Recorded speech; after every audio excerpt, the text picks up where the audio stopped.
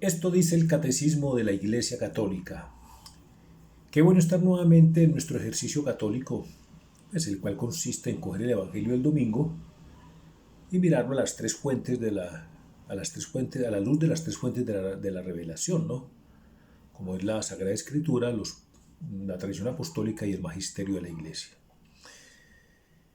Bien, hoy es jueves 20 de mayo del año 2021 y vamos a hacer nuestro estudio bíblico sobre el Evangelio del próximo domingo, o sea, del 23 de mayo del año 2021, que es precisamente Pentecostés. Vamos entonces, a leer el Santo Evangelio, ¿no? El Santo Evangelio según San Juan. Dice acá que Juan 20, 19, 23, ¿no? Bueno, lectura del Santo Evangelio, pero como siempre, ¿no? Como siempre, pidámosle a nuestro Padre Celestial, en nombre de su Hijo Jesucristo, que nos regale su Santo Espíritu, para que este encuentro se haga, no como nosotros quisiéramos, sino como Jesús quisiera y merece que sea realizado. Espíritu Santo, ilumínanos y santifícanos. Espíritu Santo, ilumínanos y santifícanos. Espíritu Santo, ilumínanos y santifícanos. Lectura del Santo Evangelio según San Juan. Gloria a ti, Señor, por la señal de la Santa Cruz de nuestros enemigos. Líbranos, Señor Dios nuestro, en el nombre del Padre, y del Hijo, y del Espíritu Santo. Amén.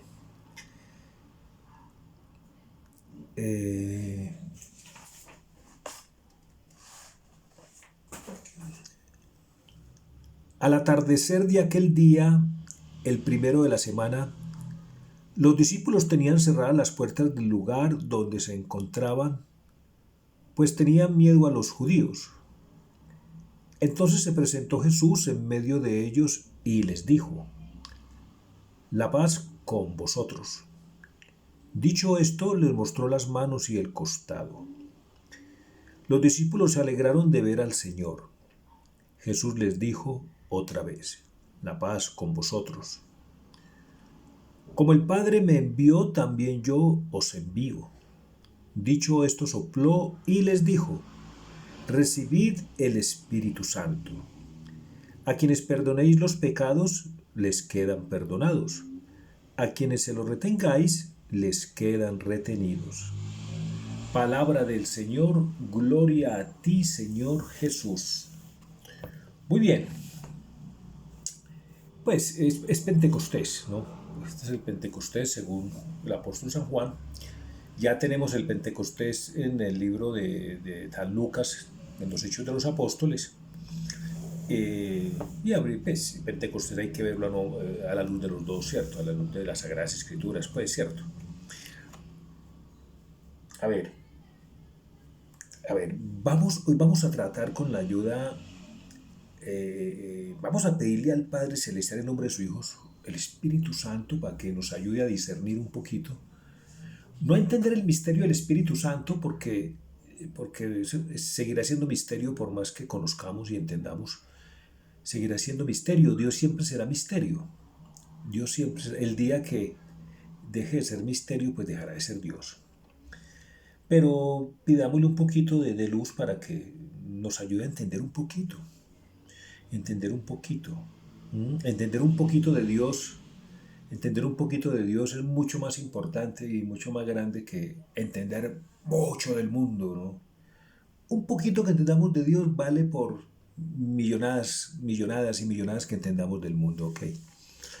Vamos a empezar diciendo que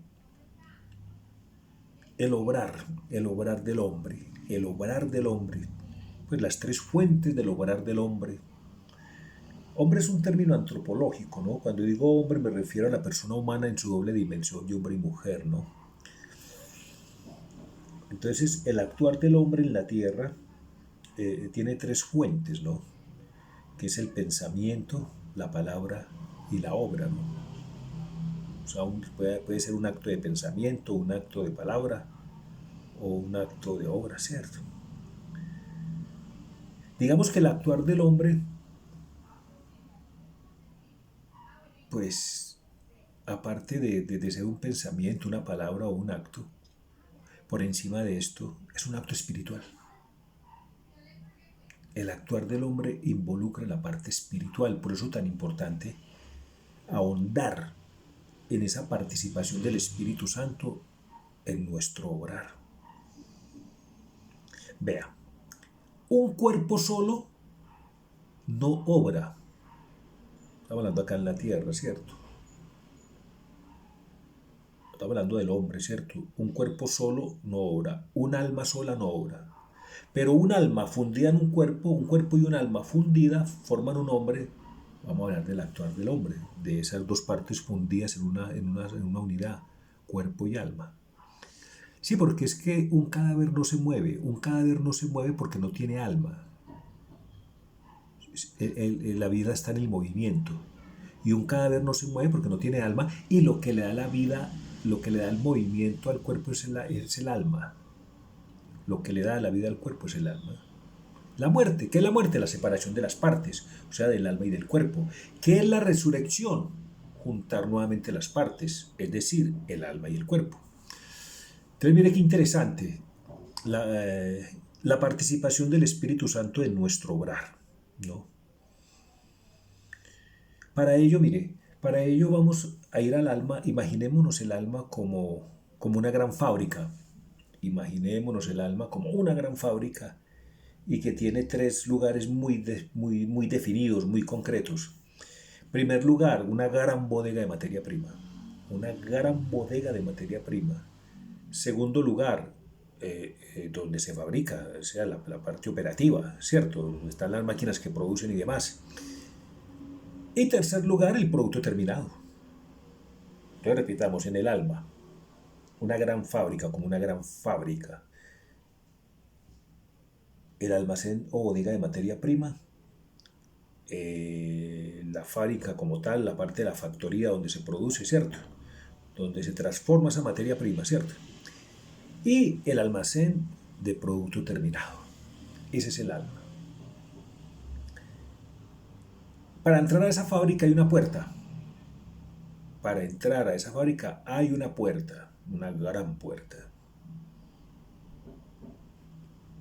Quienes entran por esa puerta a esa gran fábrica que es el alma, pues van con buenas intenciones y son personas honestas. Quienes entran por un lugar diferente a esa puerta son salteadores, son ladrones, algo malo quieren, algo malo quieren. Entonces el alma, esas tres, una gran fábrica con esos tres lugares. Bodega de materia prima, la factoría como tal y el producto terminado. Pues esas son las tres potencias del alma: memoria, intelecto y voluntad, ¿no? Esa gran bodega de materia prima es donde está toda nuestra información, todo lo que recordamos, todos nuestros recuerdos están allí, ¿no? ¿Y por qué materia prima?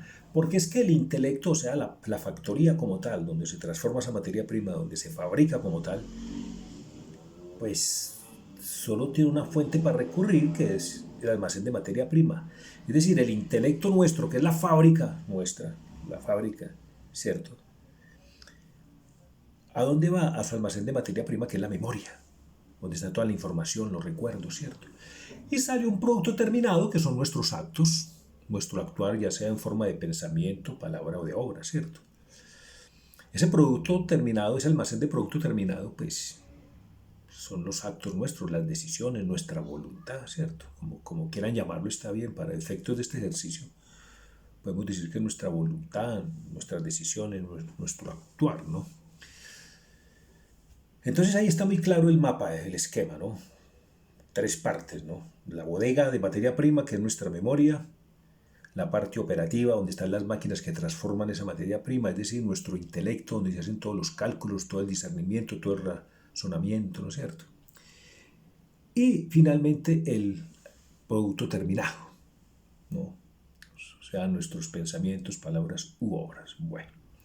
Y dijimos que para entrar a esa fábrica hay una puerta. Una puerta. ¿Qué? ¿Quién entra por esta puerta?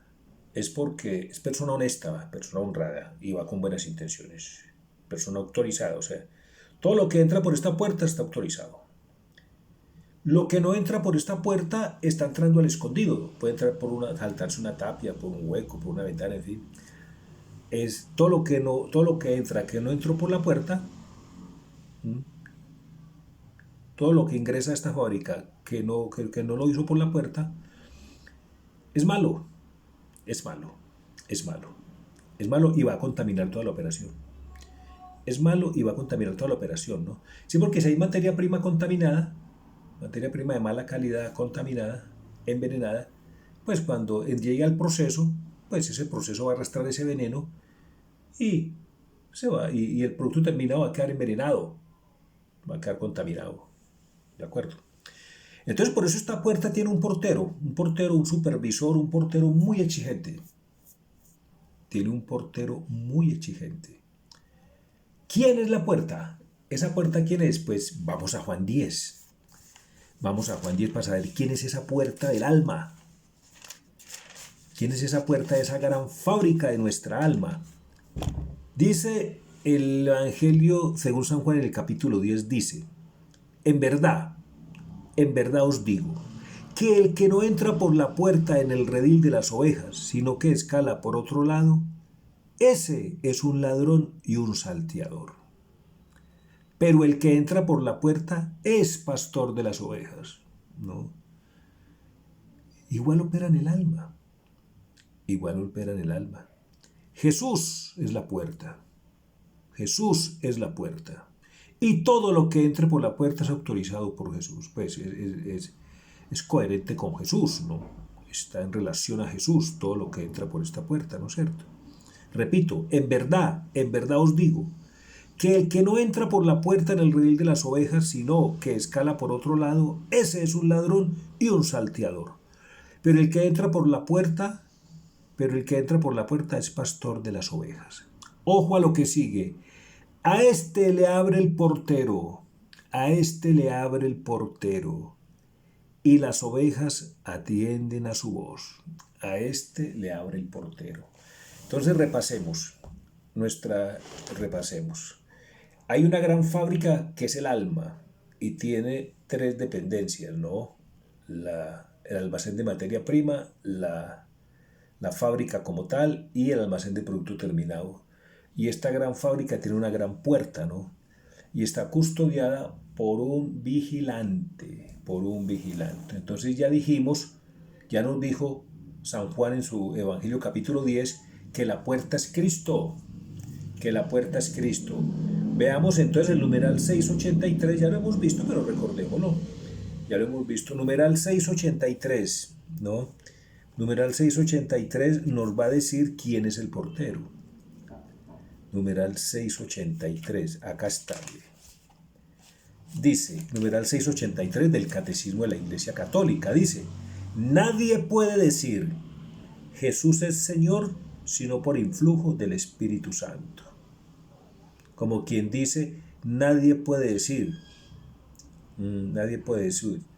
Jesús, nuestro Señor, es la puerta, si no es por influjo del Espíritu Santo.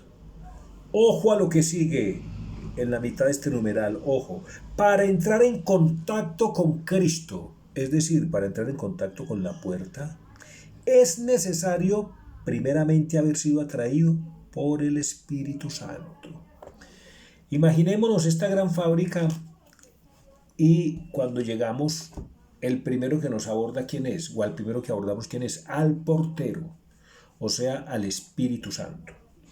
Y le decimos, Señor portero, ¿no? Por favor, condúzcanos a la puerta para poder entrar a esta fábrica, ¿cierto? Entonces, Señor Espíritu Santo, condúzcanos a Jesucristo, porque es el Espíritu Santo quien nos acerca a Jesucristo y es Jesucristo quien nos acerca al Padre.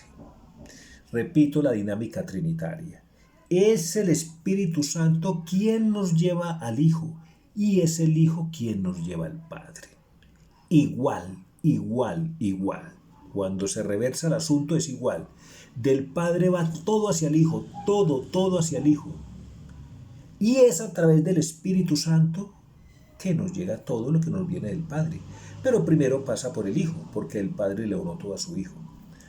Entonces, toda información, todo conocimiento que entra a nuestra alma y que va en clave de Cristo es materia prima sana.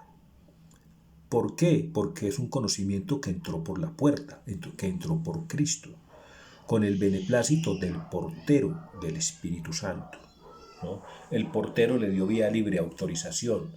Siga, está autorizado para seguir, ¿no? Entonces, toda información que nos llegue al alma, toda información, ¿no? Todo recuerdo que tengamos, venga de donde venga, ¿no? Si no entró por la puerta, es veneno para nuestra alma, para la producción, o sea, para nuestro actuar, para nuestro producto terminado, ¿no? En cambio, si toda esa información que nos entra al alma está supervisada por el portero, es decir, por el Espíritu Santo, pues el producto terminado va a ser puro. Va a ser puro. Entonces, vamos empezando a entender ese producto terminado que pueden ser nuestros pensamientos, palabras u obras, ¿no? Y obras. ¿Sí? Pensamientos, palabras y obras. ¿Sí? A ver si es un actuar puro, si son decisiones puras, si es una voluntad pura, ¿no?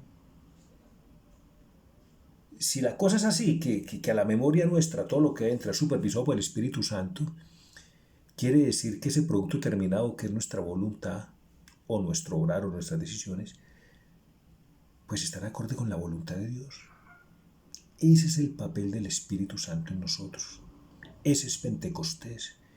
Eso es lo que necesitamos. Eso es lo que necesitamos. Eso es lo que necesitamos. Que nuestro actuar esté de acuerdo a la voluntad de Dios. A la voluntad de Dios. Vea, pongo un ejemplo. Yo veo a veces un programa en un canal, no es nacional, es un canal internacional. Pues no lo nombro, ni nombro el programa. Es un programa que habla de extraterrestres todo el tiempo. Pero... Y yo lo veo y yo sí le pido luz al Espíritu Santo para que me ayude, porque viendo este programa, pues me van a bombardear de información. Este programa me va a bombardear de información. Y de allí hay información que no es la mejor. No es la mejor porque todo el tiempo es desvirtuando el poder de Dios. Todo el tiempo es desvirtuando el poder de Dios. Empieza a analizar los grandes logros del hombre en la antigüedad, ¿no? Y al no encontrar una respuesta, hay que descartar por completo el actuar de Dios. Y entonces, como no pudo haber sido Dios, ni pudo haber sido el hombre, entonces recurren a una tercera fuente. No, esto tiene que ser de extraterrestres. Esto tiene que ser de extraterrestres. Como quien dice, si Dios fue capaz de crear el cielo y la tierra, no fue capaz de crear una pirámide. O no fue capaz de hacer esto, no fue capaz de hacer lo otro. Sí, de iluminar al hombre para que hiciera esto y lo otro, ¿no? Dios sabe por qué lo hizo. Dios quiere confundir al hombre. Hay un salmo por ahí que dice que Dios quiere confundir al hombre porque para Dios la sabiduría humana es necedad. En cambio, la necedad de Dios es sabiduría para el hombre. ¿Sí? Entonces, más o menos, entonces cuando uno está amparado por el Espíritu Santo, todos estos argumentos que son muy seductores, ¿no? Y son delirantes y como tal seductores, pues en vez de enfriar mi fe, más la amplían porque más veo la grandeza de Dios. Dicen los padres de la iglesia, por eso es tan bueno ver los evangelios a la luz de las tres fuentes de la revelación. ¿Qué dice las escrituras de este evangelio? ¿Qué dice la tradición apostólica? ¿Qué dice la tradición apostólica de todo este actuar de Cristo en el Evangelio, muchas veces sobrenatural, metafísico, ¿no? Imposible de comprender para la mente humana. ¿Qué dicen los santos?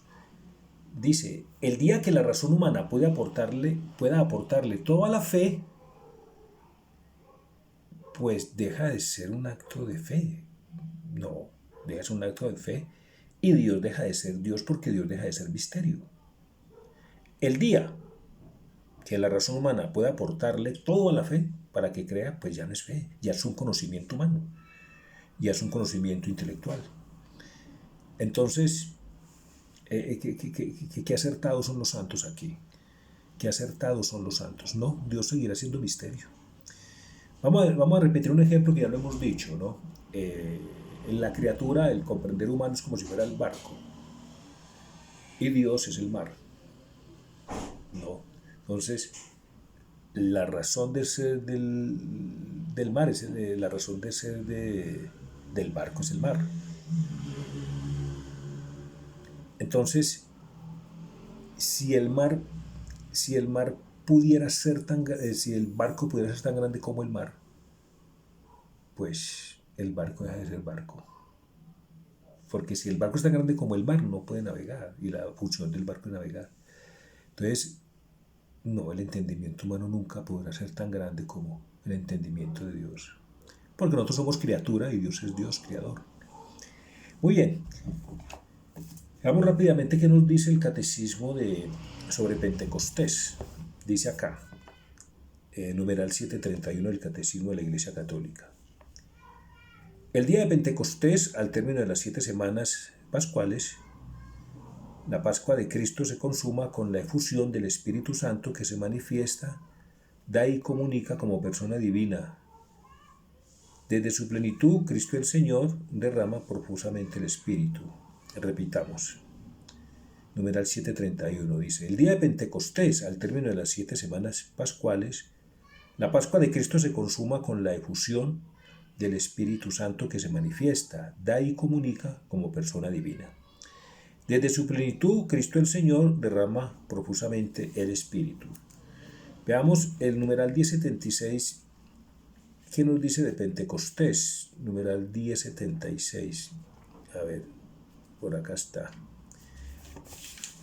Dice, numeral 1076, habla de la economía sacramental, o sea, del actuar de Dios a través de los sacramentos. Dice, numeral 1076 del Catecismo de la Iglesia Católica. El día de Pentecostés, por la efusión del Espíritu Santo, la Iglesia se manifiesta al mundo.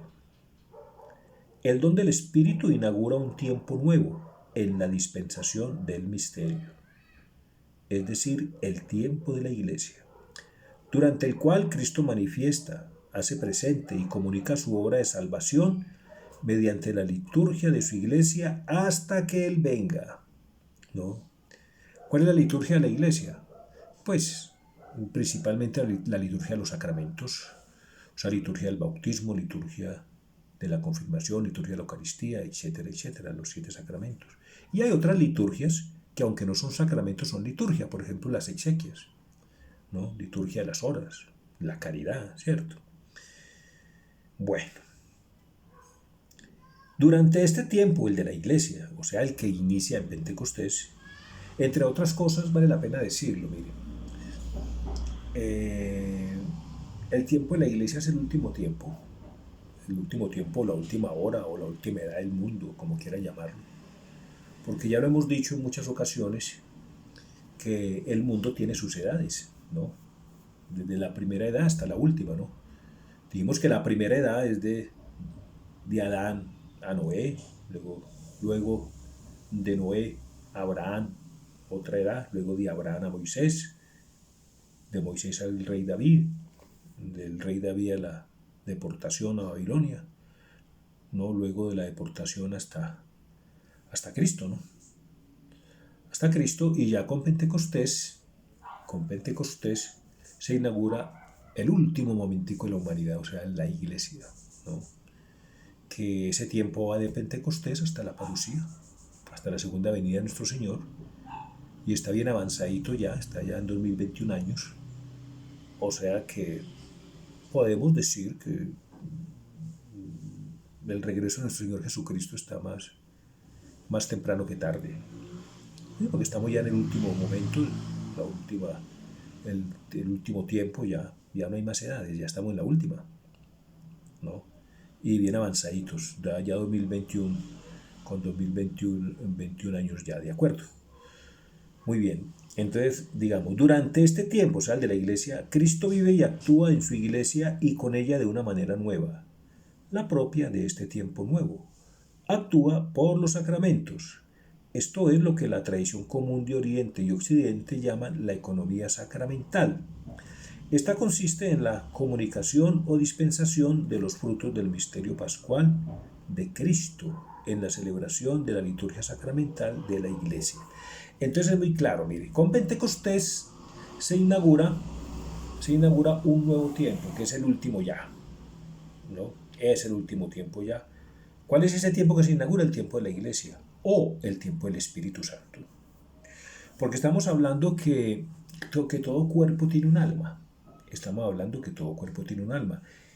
Y que es el alma la que le da vida, movimiento a ese cuerpo, ¿no? Tú que me estás escuchando, tú tienes un alma, ¿no? Esa alma que tú tienes le da vida, le da movimiento a ese cuerpo que tú tienes, ¿no? El día que tú no tengas esa alma, ese día estás muerta. O estás muerto, ¿no? Entonces la iglesia es un cuerpo también, porque la iglesia es el Cristo total, es un cuerpo, es el cuerpo del Cristo total, la cabeza que es Cristo como tal y el cuerpo que somos nosotros. Entonces, este cuerpo, este Cristo total que es la iglesia, tiene un alma también. ¿Cuál es esa alma? El Espíritu Santo. Porque así como a nuestro cuerpo le da vida el alma y le da movimiento el alma, es el Espíritu Santo quien le da vida y movimiento a ese Cristo total, a ese cuerpo que es la iglesia. ¿De acuerdo? Bien, ¿qué nos queda por hacer? Pues a ver, pedirle al Señor. Pedirle al Señor que nos dé esa gracia. A ver, acá en el 2670, hay algo muy importante que nos puede iluminar para pedirle hoy al Señor una gracia. Vea. 2670, vea. ¿Qué se hizo? 2670, se perdió el 2670. 2637, 2670, acá está. Dice, nadie puede decir Jesús es Señor sino por influjo del Espíritu Santo. Eso está en 1 Corintios 12:13. Dice, cada vez que en la oración nos dirigimos a Jesús, es el Espíritu Santo quien, con su gracia preveniente, nos atrae al camino de la oración. Puesto que Él nos enseña a orar, recordándonos a Cristo, ¿cómo no dirigirnos también a Él orando? Por eso la iglesia, ojo, esto es muy importante, por eso la iglesia nos invita a implorar todos los días al Espíritu Santo. Repito, por eso la iglesia nos invita a implorar todos los días al Espíritu Santo, especialmente al comenzar y al terminar cualquier acción importante. Entonces, vamos a pedirle hoy a nuestro Padre Celestial en nombre de su Hijo que siempre tengamos la luz del Espíritu Santo antes de pensar, hablar u obrar. Antes de pensar, hablar y obrar. Para que nuestro obrar esté de acuerdo con la voluntad de Dios, ¿no? Pidámosle también que nuestra memoria, inteligencia y voluntad siempre estén en orden al Padre, al Hijo y al Espíritu Santo, para que nuestro obrar sea santo. Gloria al Padre y al Hijo y al Espíritu Santo, como era en el principio, ahora y siempre, por los siglos de los siglos. Amén. No olvidemos nuestra antífona. Protégeme, Señor, que me refugio en ti, ¿no? Los protocolos sirven, el gel antibacterial sirve, el tapabocas sirve, los medicamentos sirven, pero el poder de Dios está por encima de todo esto, ¿no? Todo esto es necesario, pero el poder de Dios es más, tiene, perdonen la redundancia, tiene más poder, tiene mucho más poder, ¿no? La Eucaristía, La Eucaristía está, el poder de la Eucaristía está por encima de cualquier protocolo de estos, siendo necesarios estos protocolos, pero la Eucaristía está por encima del gel antibacterial, está por encima del tapabocas, está por encima de cualquier vacuna, su poder pues de la Eucaristía, siendo todo esto necesario. ¿Por qué? Porque es que si la Eucaristía contiene al mismísimo cuerpo de Cristo y la mismísima sangre de Cristo, tiene que tener un poder sobrenatural, sobrehumano. Tiene que tener un poder metafísico, un poder que sobrepasa, yo diría que la imaginación. Yo diría que la imaginación es tan grande ese poder que no cabe en nosotros. Y es tan grande ese poder que tiene que ocultarse en los velos eucarísticos, ¿no? Bueno, pidámosle al Padre que aumente en nosotros la fe y que cada vez nos enamoremos, comprendamos, o sea, que cada vez comprendamos más, nos enamoremos más y confiemos más en la Eucaristía, ¿no? Porque en la medida que el Espíritu Santo esté en nosotros, vamos a comprender más la Eucaristía y como tal vamos a enamorarnos más de la Eucaristía y vamos a confiar más en la Eucaristía. Eso es lo que hace el Espíritu Santo en nosotros respecto a la Eucaristía. Confiar cada vez más en la Eucaristía, en ese poder sobrenatural de la Eucaristía. Bueno, Dios los bendiga, saludos a sus familias.